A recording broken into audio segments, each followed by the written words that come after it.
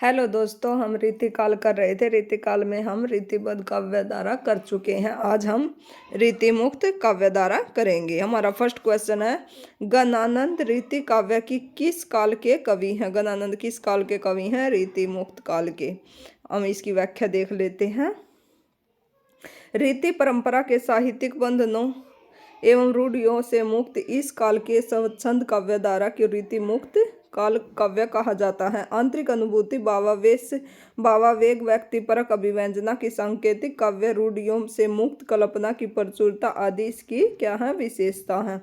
इस धारा के प्रमुख कवि कौन थे? गणानंद। इस काव्य शैली बड़ी भावात्मक तथा मार्मिक है। इस धारा के कवियों की लगभग सारी विशेषताएं इनके काव्य में एक साथ प्राप्त हो सकती हैं। इस धारा के अन्य कवि कौन कौन हैं? आलम, ठाकुर, बोधा और दुजदेव। ये चारों क्या हैं? इस काल के कवि हैं। गणानंद का समस्त काव्य प्रेम की पीर की परम रूप है। ये भी पूछा जा सकता, प्रेम की पीर का कवि कौन है? गणानंद। इसके हम कुछ महत्वपूर्ण फैक्ट देख लेते हैं। रीतिकाल को अध्ययन की सुविधा के अनुसार 3 भागों में बांटा गया था। कौन कौन से? हम रीतिबद्ध के बारे में कर चुके हैं, रीति मुक्त और रीति सिद्ध आज की वीडियो में देखेंगे। रीति सिद्ध के प्रमुख कवि कौन है? बिहारी लाल। रीतिबद्ध काव्य धारा के प्रमुख कवि कौन थे? चिंतामणि, मतीराम देव, भिखारीदास और आचार्य कुलपति मिश्र। ये हम पिछली वीडियो में देख चुके हैं। हमारा सेकंड क्वेश्चन क्या है? गणानंद किस वर्ग के कवि हैं? किस वर्ग के कवि हैं? रीति मुक्त वर्ग के। हम नेक्स्ट क्वेश्चन है, इनमें से कौन सा कवि रीति मुक्त कवि नहीं है? ये हम देखेंगे। पहले कौन कौन है? गणानंद, आलम, बोधा रीति मुक्त काल के कवि हैं, लेकिन बिहारी रीतिबद्ध काल के रीति सिद्ध काल के कवि हैं। इनमें से कौन सा कवि रीति मुक्त नहीं है? तो हम देखते हैं कौन कौन है।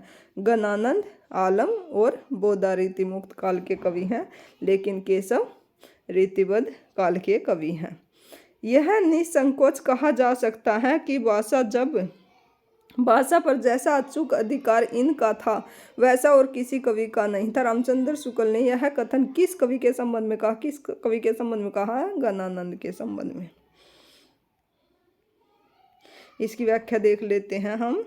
आचार्य रामचंद्र शुक्ल ने गणानंद के बारे में कहा है कि यह निसंकोच कहा जा सकता है कि भाषा पर जैसा अचूक अधिकार इनका था, वैसा और किसी कवि का नहीं है। भाषा मानो इनके हृदय के साथ जुड़कर ऐसी यशवर्तनी हो गई है कि उसे अपनी अनूठी भावभंगी के साथ साथ जिस रूप में चाहते थे उस रूप में मोड़ सकते थे। इनके हृदय का योग पाकर भाषा को नूतन गतिविधियों का अभ्यास हुआ और वह पहले से कहीं अधिक बलवती दिखाई पड़ी।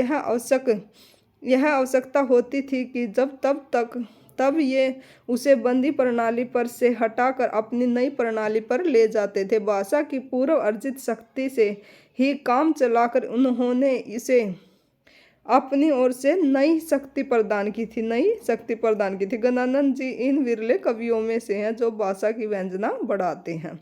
भाषा की व्यंजना कौन बढ़ाते हैं? गणानंद। हमारा नेक्स्ट क्वेश्चन है, इनमें से किस कवि की प्रेमिका का नाम सुजान था? किसकी प्रेमिका का नाम सुजान था? गणानंद की। और जो बार बार जिस शब्द का प्रयोग किया इन्होंने, वो सुजान ही है।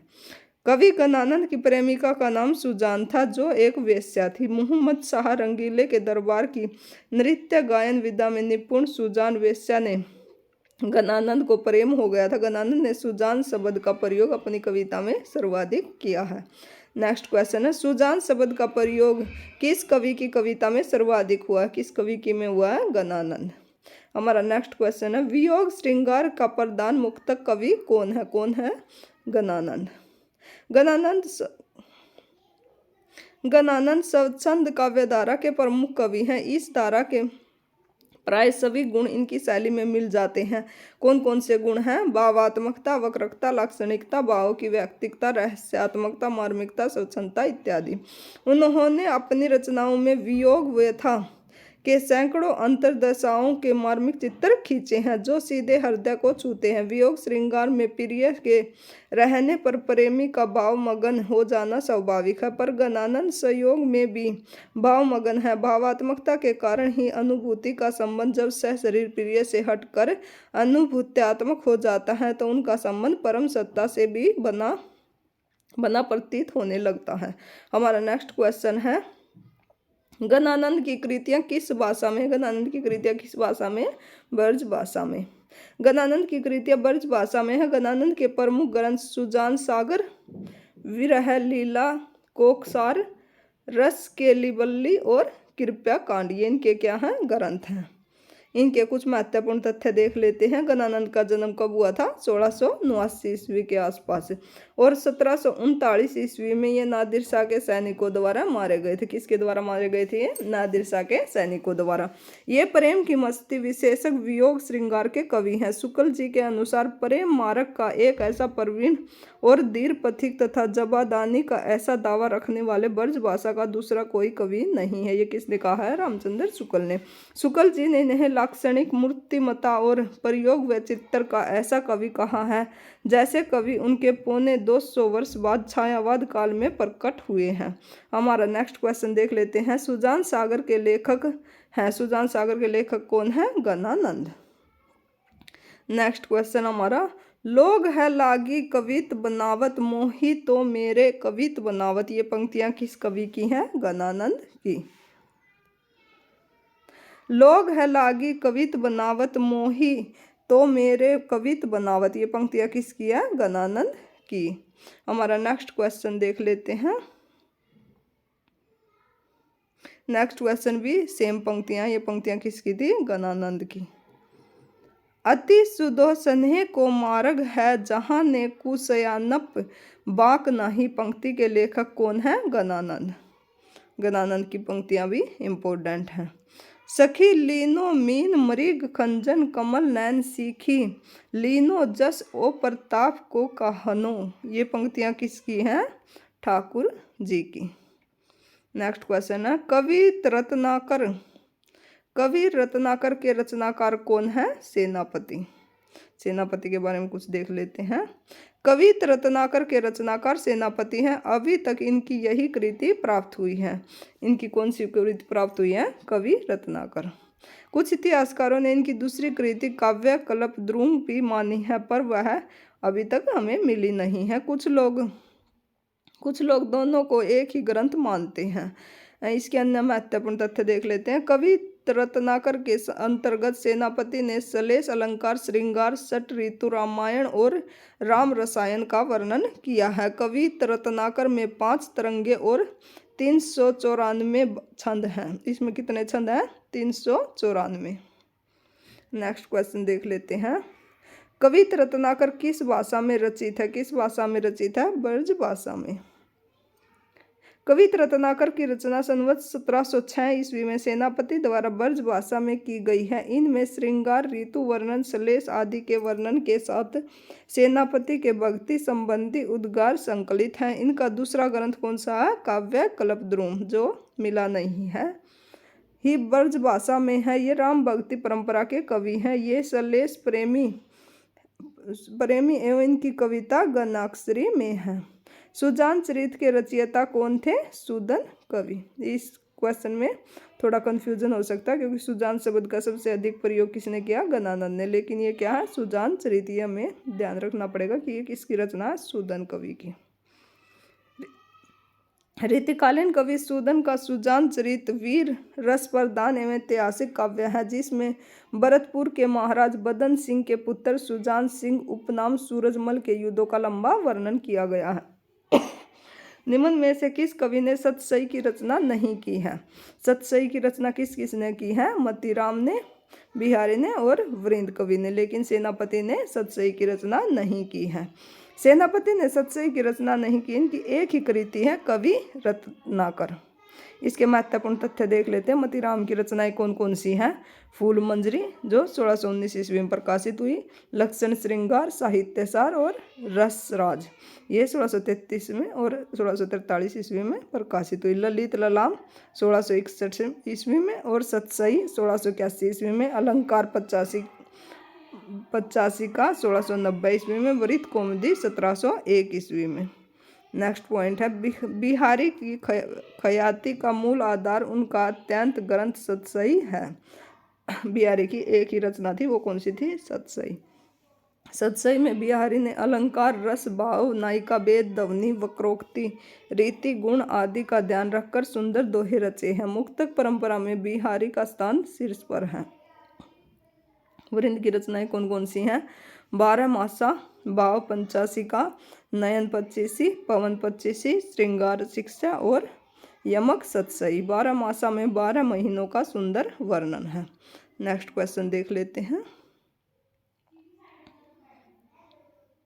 भाव पचासिका में श्रृंगार के विविध भावों के अनुसार सरस छंद लिखे गए हैं। इन्होंने सुख सागर तरंग नाम का ग्रंथ पिहानी के अकबर अली खां को समर्पित किया है। इस आधार पर इनका संवत 1824 ईस्वी तक जीवित रहना सिद्ध होता है।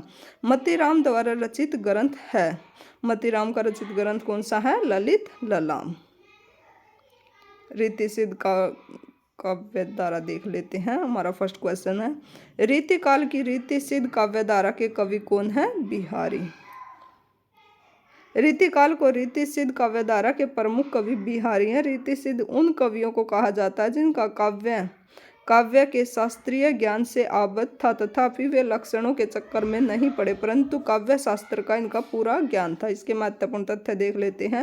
रीतिकालीन काव्य को 3 भागों में विभक्त किया गया, रीतिबद्ध, रीतिसिद्ध और रीतिमुक्त।